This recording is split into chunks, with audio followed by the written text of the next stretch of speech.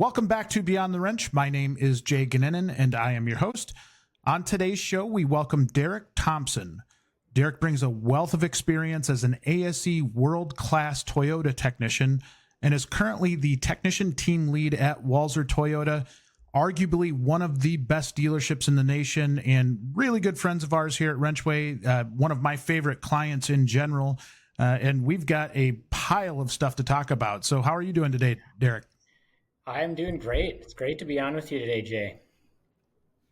So what's new up in Minnesota? For those of you that are just listening and not watching video, what you'll not see is that Derek has a incredibly cool Twins hat, Minnesota Twins hat on. Anytime anybody wears any type of sports garb, I have to call it out because I love it. Yeah, that's one of my things, I guess. I'm kind of known for having my Twins cap on. Big fan. So got to rep the Minnesota sports. Yeah. I love it. I love it. Now, are you from Minnesota originally? Yeah. So I was, I guess, born in Mankato, but grew up in the Twin Cities area. I did leave for school, went out to Chicago area and then Arizona for some other training, and then came back home. And I've been here since 2000. Been back since about 2000 when we got right into the field. So I think we talked about this, but you went to UTI, right? yeah, yep. Went to UTI in both Chicago and in Arizona. I went through their core programs in Chicago, and then went through some specialized training stuff down in Arizona. And yeah, I got through the specialized training, came back home right to a dealership, and got into the biz. So It's funny because I was down there a little after you, I believe, and some of the war stories, if you will, from being at the Chicago campus. I did not go on to the Arizona campus. I did have initially intentions to go down to North Carolina to the NASCAR program, but never went through with it. I actually moved back home to Wisconsin right afterwards. But I'm a little jealous that you had the initiative to go for that extra training in Arizona. Was that something that you just automatically were going to do, or was that one of the talks that they would have us in to talk about kind of what your next steps are, and you had aspirations to go in one of those specialized programs? yeah, I mean, I guess that was something that I didn't necessarily know I was going to do ahead of time, but it was kind of in the plans because at that time, I was a big domestic Ford fan and kind of planned on going into a Ford dealership. So ended up going through the FACT program down there, which is one of their better programs. They have really good, coverage, electronics, and some diagnostic stuff. I've heard a lot of the students are still taking it, even if they're not planning on going to Ford. And so that was kind of my plan all along. So it just kind of aligned with where I was kind of targeting to go. And they did not offer that at the time in Chicago, at least with a degree. So ended up, going down to Arizona, going through the FACT program down there. Finished actually getting a degree too, which was cool. Good for you. And yeah, it was kind of it was the path. It was kind of laid already, but I just kept adjusting with it. Yeah. How was it terrifying to move to Arizona, a Midwest guy going all that ways away? Honestly, the move. I mean, it's been a minute now, so I don't remember all the emotions and feelings like they were yesterday. But I feel like the move to Chicago, the just going away from home for the initial part, was a lot more difficult than heading to Arizona. One, the climate is so much nicer in Arizona. I had at least that to look forward to. But once I had, gotten, accustomed to not being at home and being, at that point, 6 hours roughly from home, it wasn't that big a deal to go down to Arizona, outside of like a 20-ish hour drive to get there. But it was kind of one and the same. So I just, away from home and, um, yeah, so it was a little more comfortable, honestly, than probably the first portion of the school.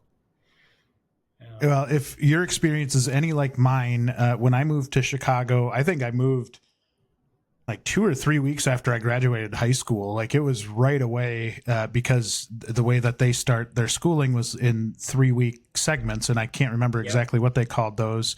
But I picked one that started right away, and I remember going down there with my graduation money and thinking, I was pretty rich, like I had probably $1,500 in my pocket from graduation, and I'm like, oh, this is great, right. This is amazing on my own, and then quickly like burn through that money.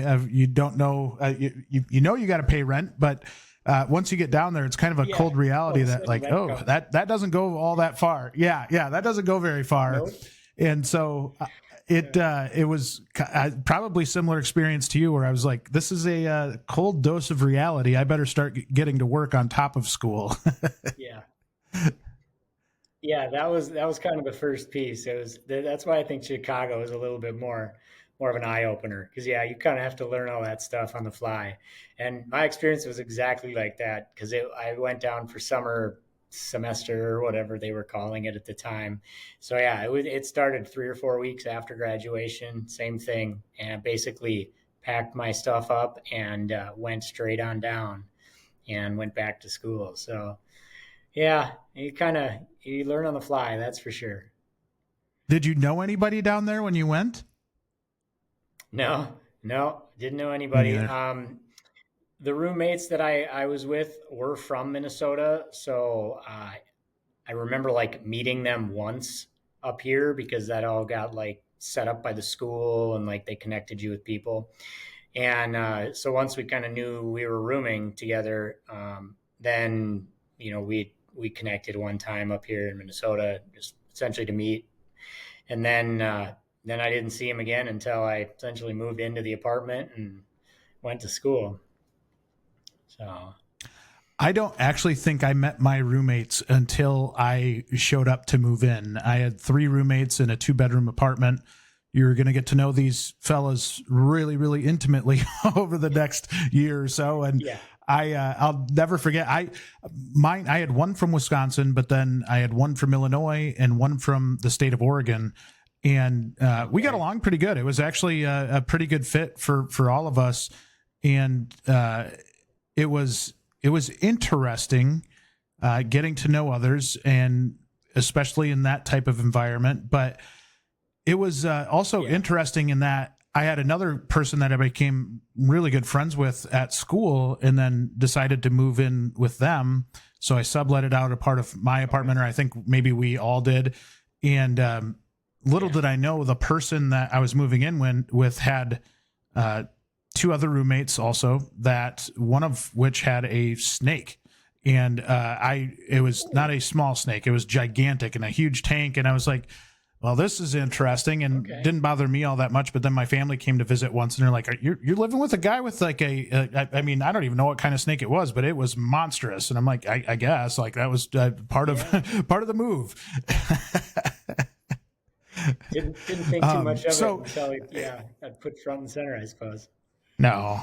Yeah. When you're 18, like, I don't think you really even care. Like, it just was one of those things where you're happy to meet some new people and get out and about a little bit. And at that point, I don't know if you worked when you were going to school, but I had worked for I worked for a forklift company. So I was driving forklift, and the other one I was working at a large national chain auto shop, which I learned a lot in terms of what not to do while I was working there. That was an interesting place to work, but it was crazy. It wasn't what I would call like a normal college experience, right? Because you went to school. I can't remember how long you went to school. It was like 6 or 7 hours a day. And then I was essentially working, and I think a lot of people were working, basically another full-time job. So it was pretty wild. You didn't really have a whole lot of time to get in trouble, that's for sure. Yeah, no, that's pretty much exactly the situation I was into. I did work in the automotive field when I was down there, but started at like a tire shop, worked there for, if I remember, it was like 4 to 6 months. And then went to Sears Automotive, which seemed like it was the stepping stone for UTI students at the time. It So, was. yeah, I worked there for the last 10 to 12 months that I was in Illinois. So, yeah. That is crazy. My roommate actually worked at Sears for their automotive shop down there. It was probably the same one.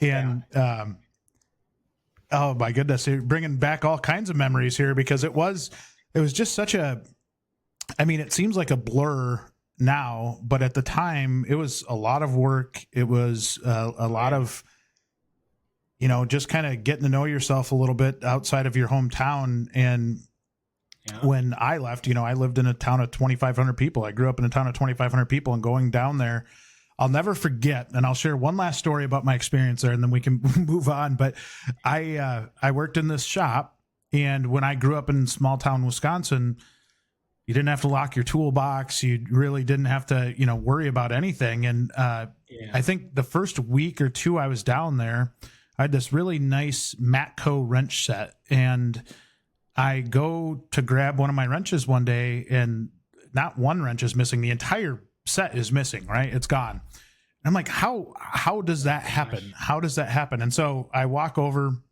There was another tech there who was kind of shady, and he had one of his drawers open on his box. And I'm like, those are my wrenches. And he's like, I found them. I'm like, you found them in my toolbox. And I just like grabbed them and put them back in my toolbox. But that was that was my introduction to non-small town living, right? Like, it was just kind of like, I got to approach this maybe a little differently than I did growing up. Yeah, a little bit different situation in the big city here. Yeah. No, that's wild. I definitely, I grew up in the Twin Cities, in like a suburb of Minneapolis. So we had, a few 100,000 people, and it was definitely a little bit more of the big city that I left to go to Chicago suburbs. So I was going from the suburbs to the suburbs, and didn't have as much of a change there, but yeah, that's crazy. Yeah. Well, it was probably just me more than anything being naive and thinking everything was like a small town. And looking back now, it's one of those things where you're like, that was dumb. But anyway, let's move on to you and your career, your path. Oh no, you wouldn't at all. Yeah. So with you, it's interesting because you've obviously worked yourself into a position of high standing within Walser. As I mentioned in the intro, one of the more respectable dealership groups in the entire nation. And I look at this, and I look at how innovative everything is at Walser. And really, I think every time I've talked to, whether it's Sherry or Lindsay, anybody, they always give credit to the technicians. They always, as far as decision making, as far as how you run the dealership as a whole, they are, in my opinion, some of the best at just deferring that credit and giving the credit to all the people in the shop. So it feels like culture-wise, it matches kind of the reputation that it's got outside of probably your walls. But is that your experience in the dealership? I don't want to sound too corny, but it really is something that is impressive from an outsider looking in. Yeah, I mean, it definitely is. It's probably been about 7-8 years, maybe even a little more now. But when they started really focusing on the technicians in the back end, like, they put it front and center. And especially when Sherry came on board, it's been one of their biggest primary focuses. I mean, they've set up groups for us so we can easily communicate directly with them. They have people in similar roles to mine at almost every one of our stores, just so that they can get the feedback and the connection and communication directly from the people that are essentially in the trenches.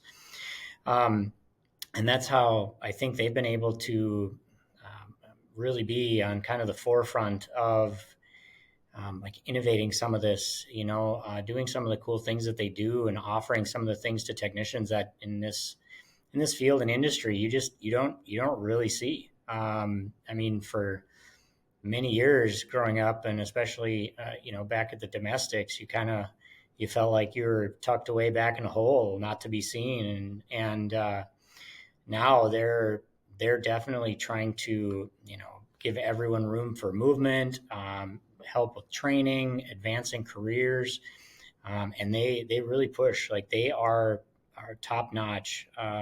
I, to be honest, have not heard of another group that does like all of the things that they've got going on, which is pretty awesome. It's very enjoyable to be a part of. So your role is technician team lead. Can you walk me through what that actually means? Man, it's a very jack of all trades kind of thing. Obviously, you have to be able to pretty much diagnose or figure out or do anything on a car. But that's just the tip of the iceberg. Because once you get into a lead role, it starts with training guys, just helping out people that are running into problems with sticky situations, all kinds of things. Just like with how the shop is operating, how the shop is equipped. If we need to get different equipment or improve things in the shop, that kind of falls on my plate. Even we a lot of the facilities with the new building that we're in, they took input from me and our other team leads and utilized that when they were planning and building our whole shop. So they were trying to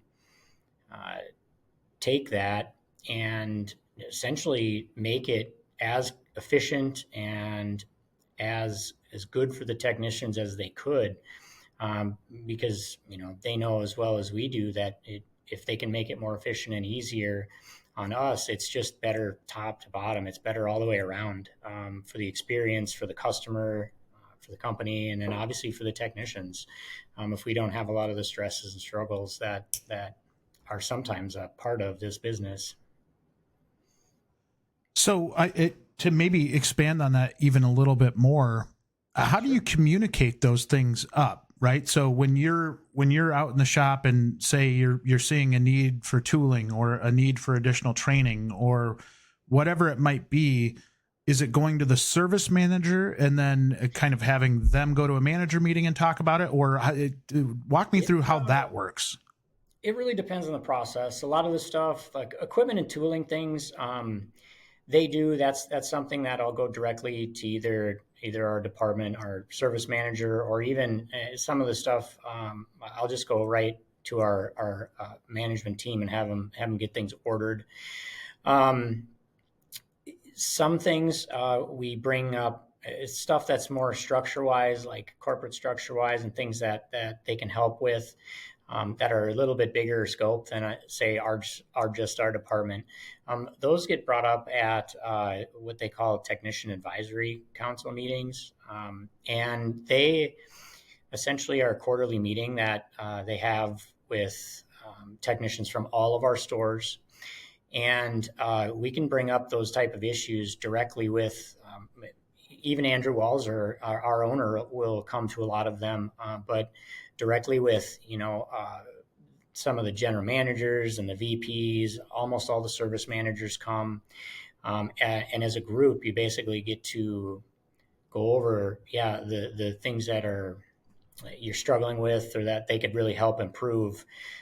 Directly with them, so you don't have those levels or layers that it has to go to a manager and then from a manager to their general manager meeting and then so on and so forth up the food chain, which is really cool. So we definitely get to voice that and go essentially directly to the source. And I feel like that's part of why they've been kind of at the cutting edge of this too, because they're hearing it pretty much real time instead of being a little bit behind the eight ball on some of it too.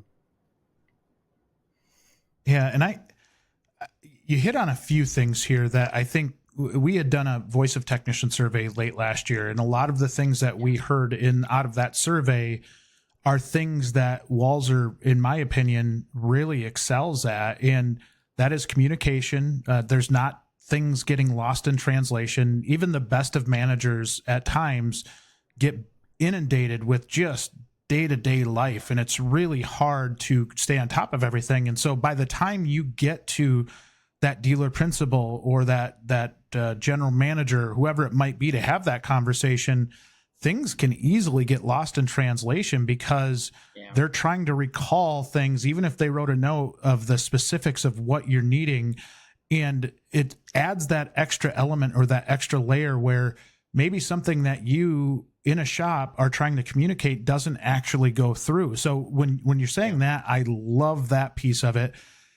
And the other thing I would add there, and I'll let you comment on this, is so many shops in general, not just dealerships, but shops in general, talk about career pathing, talk about career planning, yet the execution side of actually laying out a plan for somebody's career doesn't happen. And with you and with the dealership, it is nice because there are clearly thought out plans and there are opportunities to go up in the shop without having to go in an office, right? I think a lot of technicians struggle with that because they're looking for that next move, but they might not want to sit behind a desk. They don't want to become a service advisor. They don't want to become a service manager.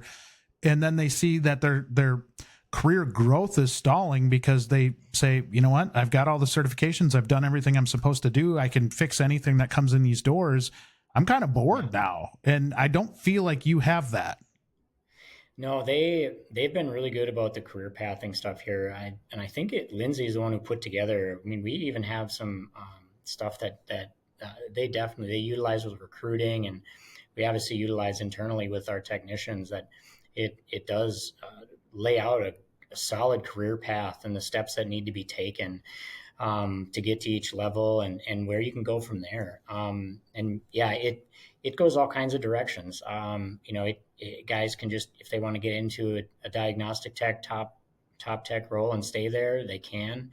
The ones that want to expand that and get into a team lead role, they're always looking for people. They don't even have to stay at a brand. We do move people around from store to store to whatever fits them. Whatever essentially is, if that role isn't available in the current store, we may have team lead roles in other stores, and it's an easy transfer, and they're really good about trying to get people in the positions that they want to be in, and as well as giving them the training and the assistance to get into those roles, which is pretty awesome. It's really awesome. And when you think about it, and I know we've had Lindsay on the podcast in the past, Lindsay Trett, shout out Lindsay.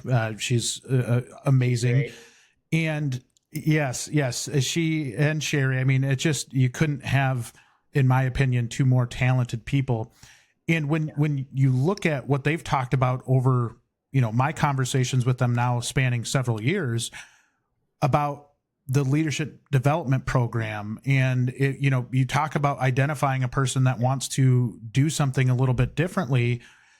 I think many issues in our industry stem from the fact that we put somebody into a position such as a service manager without giving them a whole lot of support or training in terms of what that job actually means. And then we're disappointed with their leadership because once we get them in those roles, then they might not be as good as they were in the shop. So, being able to have a program like that where, if that's the way that your career plan wants to go, your career trajectory, if I can say that, trajectory, try to get it out of my mouth. But if you're looking at that and you're saying, okay, I have aspirations outside the shop, I want to do something different. They've then outlined a program for that. And so to me, and I don't want to put words in your mouth, but being able to see that it's a company that not only is talking about it, but actually doing it, it is pretty refreshing. Yeah, it is. It's awesome to say the least. We've had plenty of technicians, that have went on to be service managers. We've got John, who has got into a corporate role, who's awesome. We've got guys that have went into IT, and they've they helped them go from being a technician, getting trained in IT, and are now in our IT department, with dealing with all the technology problems and things that we have. Like, they basically will help you along the way and get you wherever is the best fit for you. And yeah, as far as the leadership stuff goes, I mean, they have an emerging leaders program that they've built, and I was lucky enough to go through it. There have been a few other technicians that have went through it, and it is a program that I honestly would not expect an automotive company to have. This is something that I would see at like a Google or a Apple or Microsoft or one of these huge, Fortune 500 companies doing stuff like this, where they bring people in and essentially, send them through a month of leadership training and work with them and, give them all the assistance and stuff they need to kind of see where everything's at. And it's such a cool experience to be able to even go through some of this stuff, because getting into the automotive field, I never in my wildest dreams when I was back at UTI would have thought that, at some point that I would be going through programs like this and, sitting there across the room from an owner, of 17 or more than that, actually, outside of Minnesota, 17 in Minnesota, I believe, but like an owner of how many dealerships and things like that. I mean, it's a super fun experience and place to be. I absolutely love to hear that. Now I have to put you on the spot just a little bit. Sure. Is there anything that you took away from that leadership training that you feel has really impacted you while in the shop? And have you been able to take any of those learnings and really be able to put them into practice? Yeah, probably the biggest thing for me, there was some eye-opening stuff. They did some like personality assessment things that are part of it. And it's like, when you go through and see all that and they kind of break you down, it's kind of eye-opening. But the thing that I guess I took most with it is as part of this program, we had to we had a project, essentially a failing dealership, our service department in a dealership, and essentially go through and on paper work through different adjustments that could be made, where you see room for improvement, where there may be inefficiencies, things like that, and then kind of essentially reorganize or build a new business plan for the department. And that was pretty eye-opening, because a lot of that stuff was things that I had a little bit of experience with, sitting in with the manager talking about X, Y, or Z. But so much of it was pieces that as a technician, we didn't see. We don't see service advisor numbers and percentages and industry standards and all of these things that now are kind of getting put in front of us, and we were learning along the way. And so that's something that's kind of stuck with me, because now you get a little bit better understanding of the actual function of things, how the department functions, even how the dealership as a whole functions. And it definitely makes it easier to see how and why things work the way they do sometimes. And, makes it easier to kind of work around some of it as well, whereas before you just shake your head and be like, I don't understand why this is such a struggle. And it's like, okay, now it kind of makes sense, like where things go, how things work. And definitely that's probably been the most eye-opening piece for me, at least of that. Yeah. I wish every technician could go through that exercise, right? And the reason why is because I think we've all, as technicians, been in that situation where you do question why we made a decision that we did, or why we're doing something a certain way. And there's probably thinking behind it. And as leaders, I think, I'm speaking to all of you leaders that are listening to this, that is an opportunity for all of us to get better, right? If we can walk somebody through a decision-making process and be transparent as to why we made a decision that we did make, you can really get that understanding, and going through an exercise like that has to give you just a different level of perspective all around. Yeah, it's a massive change in perspective when you start understanding and seeing some of the things that you don't see as a technician, normally. That's got me fired up. That one is just such a cool example of a way that you can help a technician get understanding, help them get some of that business knowledge, and really think through it and look through a different set of lenses, right? And once you do that, a classic example for me is I like to have somebody go shadow a service manager or service advisor to kind of learn a little bit more about their role, because I do think in a similar fashion, you don't want the technicians just saying, well, that service manager just sits behind the computer all day, doesn't do anything. They're playing games and browsing the internet up there all day. And you're like, sit in that seat once, and I think you'll change your mind. Yeah, sit in the chair in the side of the office for a day and just see all the conversations that go on, and the customer calls that go on, and the calls with everyone else. They definitely have an awful lot of stuff they're dealing with on a day-to-day basis, and it never seems to be clean and organized. It's all always on top of each other, and they've got to try to weed through it, So it's so true. Is your shop looking to fill open positions or grow your bench of candidates? Consider adding WrenchWay to your recruiting efforts. WrenchWay helps shops and dealerships all across the U.S. find better qualified candidates for their service centers.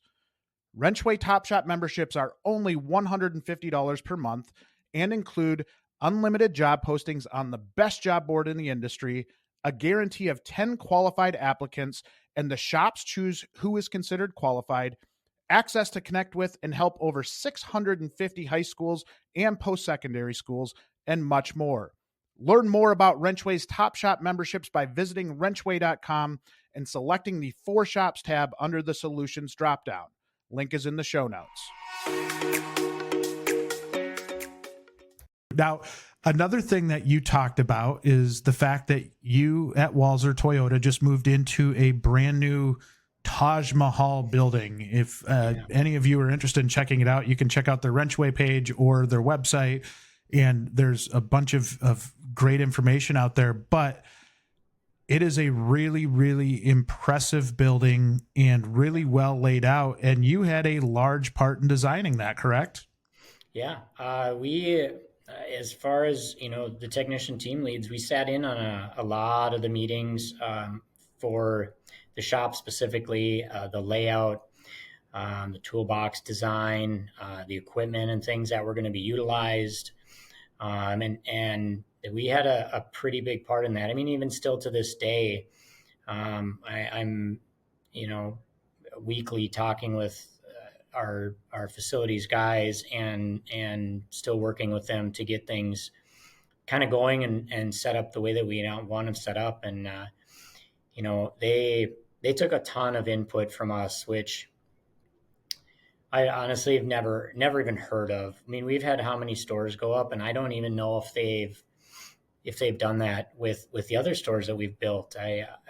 But they took a lot of our input, and I would say the vast majority of it all got put into plan and all got put into the final product that they had put together and had built. And it's definitely made for a great, I'd like to say as efficient as possible work environment. We'll learn that as we go.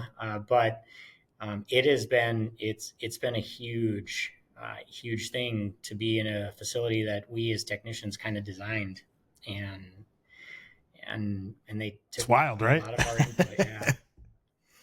So, do you recall what things you first thought about when you were thinking about what you'd want in a new shop? Like, how do you start that process? Do you just kind of start by making a list, or is it just off of memory? What things did you do to really kind of maybe clarify what input you were going to give? Yeah, they, back then, the meetings that they were having were kind of wish list meetings, right? Where are areas that we could improve upon, right, on the store that we were currently in? And if you'd seen our old building to our new building, there were plenty of areas for improvement.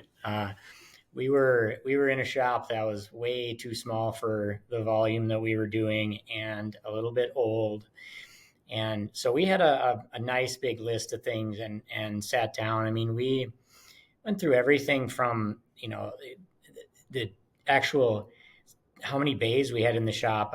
Way back at the very beginning, I remember we were only going to be getting 40 bays, and then we were going to be losing the alignment racks and losing detail bays and things like that, and that got bumped all the way up to 48, I think, right now. Wow. Minus the alignment racks and stuff. So we got, almost 20% more bays, because we're going to need it with the growth and just where we were at.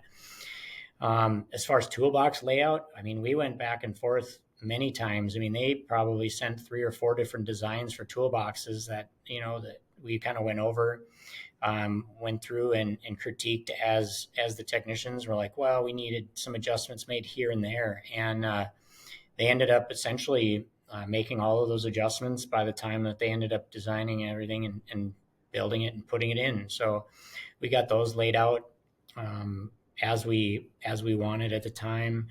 As far as the fluids and different reels and things in the shop, so that you didn't have to run around with oil cans and differential fluid buckets and different little hand pumps. I mean, we had everything got put into reels, so we're not dealing with the mess, but it's just so much more convenient when it's in every bay. I mean, there's a diff gun, a trans fluid gun, all the oil guns, water in every bay, hoses, electric extension cords, and things like that. Whereas at the old shop, it was all right. Who's got an extension cord? And you're running around trying to steal one to plug into a wall and run out the back, and then you got to go get your hand pump to put diff fluid in cars, and it's just all these things that they put a huge investment into it. And then, as far as even just some of the equipment, they replaced a lot of the equipment, and they didn't skimp on any of it. It was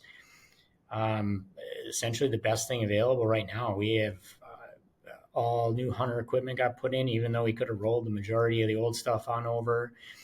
And the latest and greatest as for alignment racks, the latest and greatest for the tire machines. All the tire machines have hydraulic lifts, guys, that if you don't want to lift tires anymore, you literally don't have to. You just roll it on. The machines lift it up if you want. I mean, they're doing a lot of this too for longevity, because guys, this is not the easiest field on the body, and they've a big part of the push for the technicians has been essentially taking care of us, ourselves, because we're not always the best at that in this career. And so we got all the equipment to help with that, and didn't skimp pretty much anywhere. How good do those tire machines work? I've seen them at conferences and I've seen them in trade publications, and at some level you're like, that's too good to be true. They work, sounds like pretty good. From the demos that I witnessed and the guys that I watch using them, they seem to work pretty well.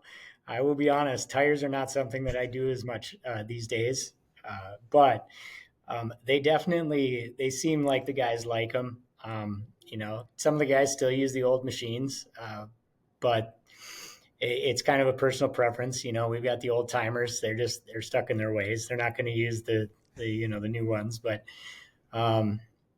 they definitely seem to work pretty cool. I mean, they got walk away features. You just push a button and go do something else for 5 minutes, and it changes the tire for you. And it's definitely, it's interesting to watch. I can't really give you any personal experience on that though.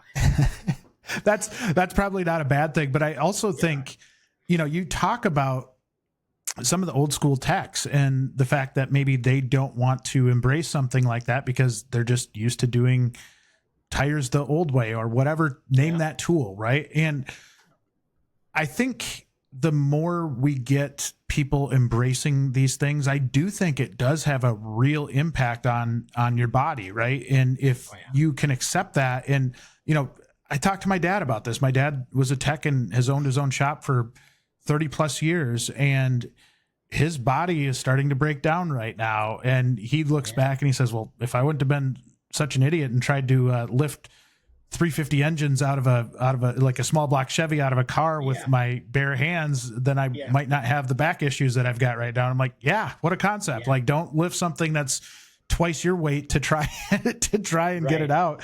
And I think I get the feeling in our industry that is kind of shifting a little bit, that it's not the kind of macho, I'm going to lift it out to, cause I don't need any help.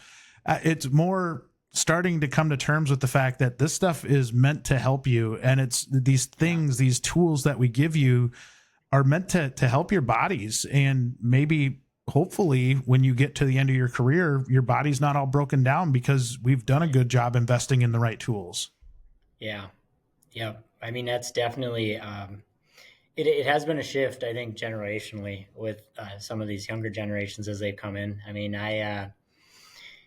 I've been in long enough that I guess I've seen it the old school way and the new way. But a lot of these younger guys and gals, I guess, that are coming into this field they are a little bit more worried about longevity and the physical well-being, which is probably a good thing because, in the past we really weren't, kind of like you were saying. And it's something that it kind of is taking just people getting comfortable with utilizing a lot of the new stuff. And once they do, I think most of them like it anyway, because it's not any more time consuming. It may not be, the easiest to learn, but once you learn it, it's easy to use, and it's, so much more, so much better for you in the long term. And even on a day to day, you don't go home with your back hurting every night. Yeah, because you've been, like you said, trying to move engines around on your own without grabbing the engine hoist like you should, And it's definitely something we're seeing more with our younger generation as these new techs are coming in. Well, and I think this is going to continue to evolve, right? We had a podcast guest on, it's probably been a year ago now, by the name of Andrew Batenhorst, and he runs a collision shop down in Southern California. And he was talking to me on the podcast about how he has his technicians doing yoga at lunchtime to try and flex it, to stretch out their bodies. And I'm like, 20 years ago, if you would have asked me if any technician would ever do yoga, I would say zero chance. But I think the more this evolves, the more it becomes that the technician is very similar to a professional athlete, right? In that you have to take care of your body. You have to really, your hands, eyes, head, everything. That's what makes you the money. And if you think about it, the more you take care of your body and even diet, right? I've seen break rooms now that aren't just filled with chips and soda. It's more fruits and energy bars and protein bars and things that are going to be beneficial to your health. And again, 20 years ago, if you would have put that in a refrigerator in a break room at a shop, I think you would have got laughed at. And now I think people are starting to come around to I probably should do some of this stuff. Yeah, no, I mean, don't tell anybody, but I do yoga 3 or 4 times a week. So smart. You try to keep your body as fresh as possible, and that is something that helps with it, and we have other technicians that do as well.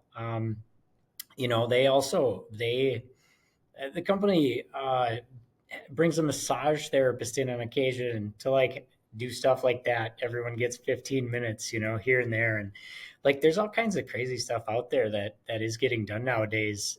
And that, it is amazing how much it affects the body and how much better you feel if you just utilize what's out there and what's available to you.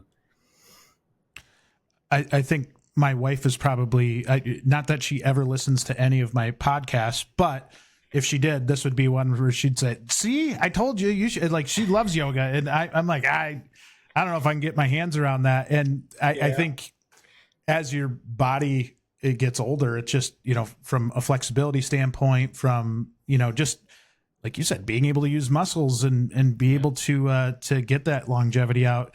It's good habits. And for you, those of you out there that are listening that are leading shops, I know it's really hard to go into a shop and propose something different like this, but I think the more you can start to kind of jab your technicians, your team, with education on why taking care of their bodies is important, the longer you're going to have that technician, the happier that technician is going to be, the more energy that technician is going to have. And I think, again, the more you can take yourself out of maybe the mindset that we're running a shop and maybe shift it to the fact that we are running an athletic team, people that are using their physical bodies to do what we're selling, the more you're going to have a successful shop for the long haul. And I think happier people and just more engaged people. It seems obvious, but I think a lot of people, especially shop leaders, are really scared to have that meeting with their team, because they might have some of those old school people in the shop that are going to laugh at them and going to say, well, I'm not doing any of that. Like I think that's one of right. Exactly. They don't have to. Yeah. Yeah. Did you, when you've done that, like say something like yoga or something where you're trying to keep yourself in good physical shape, do you ever get any like crackbacks from experience, like the more experienced technicians? I'm sure I just remember, laughed along the way. There's plenty of them. I mean, they all know. So it's probably been a little bit of gossip here and there, like, chuckles. But I mean, for the most part, nobody is, everybody does their thing to like stay healthy, both mentally and physically. And this is a stressful business that is not easy on the body. So I don't think, at least here, everyone's pretty okay with it. Like whatever anyone wants to do to keep themselves sane and functioning, nobody seems to really have too big of problems, at least here. And I know there's a couple other guys down there that, they're doing it on a regular basis too. So it's a big enough shop that we've got a pretty good variety. I just think that's one of those things that has changed so much over the years, right? And I think it'll continue to change, is that as we take that part more seriously, that you won't maybe get the hard time. I think at some level, every shop's always you're going to rib each other. You're going to give each other a hard time. Yeah. But at the end of the day, I think we care for one another and we want to see each other have long, fulfilling lives. And if we can promote that within shops, I think that's going to go a long way. Oh, 100%. Yeah, it definitely, it gets the group, meshing better. And just, and like you said, everybody, I mean, we're honestly blessed here. We have an incredible group of guys, as many as we have. And there's a lot of shops out there that, like you said, there may be some old timers that are a little crotchety, a little bit, stuck in their ways. But we are truly blessed here that we don't have anyone that fights you, on everything. And it's a pretty good group. Most of the guys, they care about everyone else, and willing to help out when needed. I want to circle back to the design. I know this is kind of a weird segue going back to the design of the dealership, but as you're talking, it kind of got me thinking.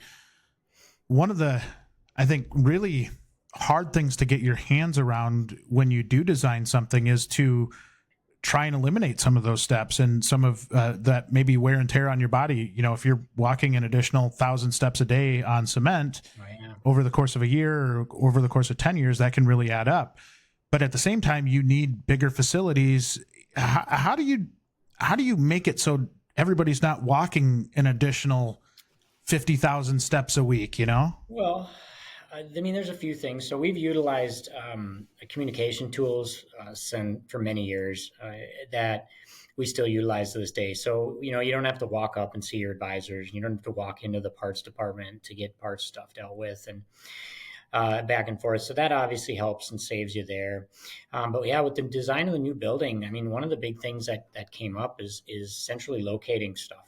And our entire like specialty tool area, tire area, brake area, it's they built the shop around it, so we put that dead in the center, and it got put right in the center of the shop instead of in a corner in a back wall or in a room tucked off to the side, like in our old building.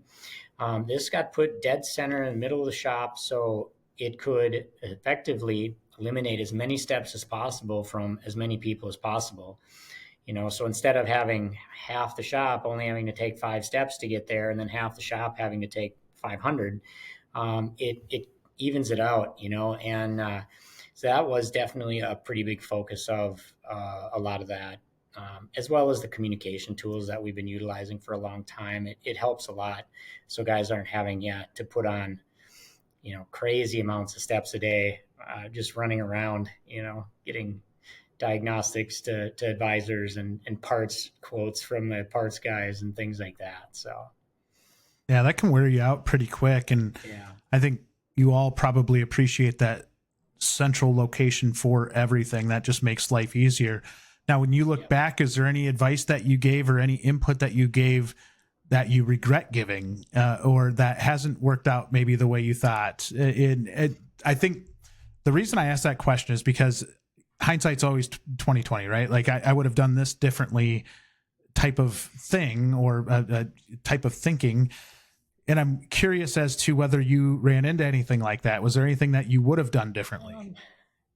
Boy, I mean, the only thing that's really, I mean, if we're talking specifically about kind of the building and everything, the only thing that's popped up is toolbox. The toolbox layouts, we wish we had a larger drawer, and we went through a lot of different variations and stuff before, and it is tough when it's all on paper and you don't put your hands on it. But it's something that we also relayed to our project manager. I'm like, hey, on the next store, you guys should look at this. For the next ones that you guys do, you may want to. This box layout's awesome.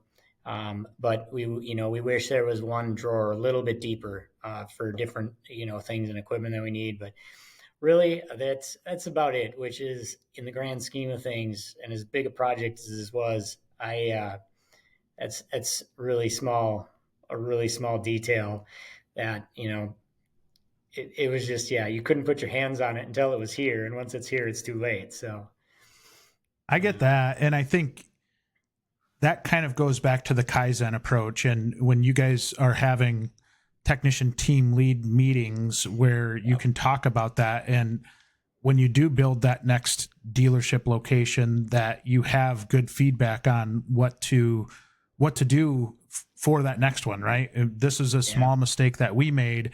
And I think any shop that's in that mindset of, one, you're trying to help your other locations out to get to a better place, but then two, it's okay, right? Like, people are going to make mistakes. Things are going to get screwed up.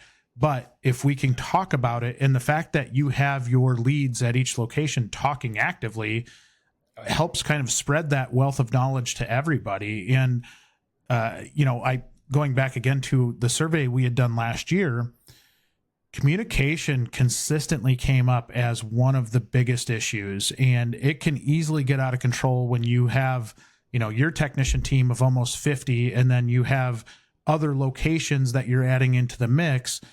Yeah. Those communications of something as simple as, hey, we didn't have deep enough tool drawers in our boxes, can maybe not happen. That communication doesn't happen. And then another location does the exact same thing. And you're like, well, should have learned our lesson the first time, right?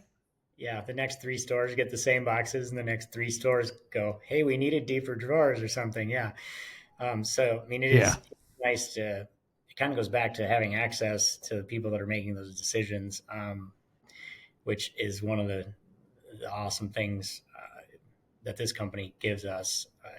So yeah, and that it is what it comes down to, just trying to improve everything. And then I make the next one bigger than, not bigger, but better than the last one. And we definitely won't be the last store that they build. As we keep, improving every store that we have. I think they've been looking at building and upgrading and updating and things like that. So they're going to be continually doing this, and we just want to make it efficient and give all the input we can for the next guys. Because I personally, as well as some of the other guys, we talked to a lot of technicians at other stores before we were having some of these meetings, some of the things they were seeing in their builds when they went through getting new stores. And that was kind of where we did get a couple of the things to kind of iron out beforehand that we brought up with them, was doing exactly that, like talking to the guys, at other facilities and finding out where they would like to see improvements in their area, and then getting them to do it here. And that's, definitely what we're trying to do as well for the next building that they put up. So we talk about evolution of building. Let's talk about evolution of person. And if you look back at yourself down in Chicago at UTI, you're coming out into the industry after Arizona, what advice would you give to yourself as a young technician? Man, I just really absorb as much as you can. And I am I'm a lifelong learner. I still to this day, trying to learn languages and absorb as much as I can. And really just learning the theory and operation of stuff is great, but trying to expand into, maybe getting a little deeper into some of those aspects, and just learning how things work and why they do the things that they do, is probably the biggest thing. Just try to learn as much as you can about it, because at the end of the day, the more you know about anything in a car is there's so much technology nowadays in them. The more you can understand how it's functioning and why it's doing what it's doing, it just makes everything about diagnosing a problem with it or repairing it that much easier, because you can understand where you're coming from and where you're going. I would just say, just try to absorb as much knowledge as you possibly can along the way. It's really, really good advice. And I think advice that I wish I would have had when I was a young technician coming out. I think so many, still to this day, a lot of young technicians I talk to want to go straight to advanced diagnostics, right? They want to kind of skip the steps. And I was guilty of that. And I think the more you can be patient in those early days, and maybe you're doing oil changes, you're on the lube rack, or you're doing, I just remember a time where I was doing a lot of brake jobs, and at some level I was like, okay, like I've had enough of brake jobs. And looking back, there's so much you can learn through that process, and maybe from a young technician's perspective, I would challenge young techs to look at it a little differently than I did, in that maybe you can look at your own process and see how you get faster, see how you can lay out your tools better, how you can become more organized, how you can get to information faster. And the more you can do that, I think the more you accumulate that knowledge and you understand really why things work. And, I think we all went to tech school at some level, and you're like, I want to rebuild engines, and I want to rebuild transmissions, and I want to do all this really, really heavy stuff. And then when you get out in the real world and you're like, okay, I'm doing brakes, oil changes, alignments, and that kind of stuff, it can get discouraging. But without that, I'm guessing in your experience the same, where without that experience, you're not the technician you are today. No, definitely not. But it is funny. It runs through my head when you're bringing this up that, you kind of start out young and you're gung ho and you're trying to rush to being a diagnostic technician, and then you get to the diagnostic technician level, and I can't tell you how many of them are just like, I just want to do tires and brakes all day long. So it kind of comes back around. They all of a sudden they get what they want, and then they're like, I think I want to go back to the easy stuff. So just kidding. Yeah, it's kind of a humorous circle. It just keeps going round and round, and definitely fun. It does. And I think that's the more we can talk to young technicians and educate them on the journey. And honestly, we talk a lot about it with WrenchWay, but the more we can share stories of those experienced technicians that, I think we all grew up, at least in my experience, idolizing those people that could do all of this stuff. Yeah. And they don't understand that they went through a process too, right? Like they didn't start off as master diagnostic techs. Like it took them a while to get there, and it takes some patience, and it takes some hard work, and it takes some being a continual learner, right? Yes. There's so much that goes into getting to where you're at today. So I can't tell you how enjoyable this conversation has been, and really getting to pick your brain. Hopefully we can do it again here at some point. Absolutely. Because this was really informative. This was really great. Yeah, I definitely I am available. So it's been a fun last hour chatting with you, Jay. Definitely brings back some memories. Yeah, we could just have a full Universal Technical Institute experience discussion with a bunch of us, I think. So so happy to have you on the show. Thank you so much, and really can't wait to get you back on again. Fantastic. Yeah, I will be here when you want. Thanks, Derek. Good to see you, Jay. Bye. That wraps up another episode of Beyond the Wrench. If you liked this episode, please show your support by rating and following the podcast. You can also watch the video interviews on WrenchWay's YouTube channel. Speaking of WrenchWay, did you know Beyond the Wrench is managed and produced by the WrenchWay team? WrenchWay is an online community dedicated to promoting and improving automotive and diesel careers. We help technicians find the best shops to work at, and we also help auto, diesel, and CTE instructors get more support from local industry. You can learn more by visiting wrenchway.com.